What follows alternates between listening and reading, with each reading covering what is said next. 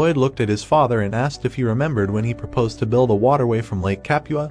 He was categorically against his idea. The man replied that he remembered that. Introducing a huge monster with many paws, the guy added that this was because, according to legends, a monster called the Royal Storm lives on Lake Capua. Arcus folded his arms and said that, however, to make them agree with his idea, he assured them that he would not disturb the monster for any reason. Brown-haired replied that it was true, but he did plan to wake it. His father froze. Gloomy and frowning, he asked indignantly. Marbella, sweating, exclaimed that she was absolutely against it. Blank closed his eyes and raised his palm, saying that he agreed. The man looked at the blonde man and said that as a knight, his son should not agree with him. He apologized and replied that he could not do anything. At this point, the protagonist noted that his IQ had really increased. He raised his fists high and exclaimed that through democracy they had approved a new plan, and Arcus asked him to wait. Before time, Lloyd, Xavier and Blank, along with the knights, walked with shovels. The blonde man looked at the gentleman and asked if he wanted to wake up the beast in order to control it. The guy replied that he was not a wizard and then asked how he thought this was possible. Remembering himself in the library,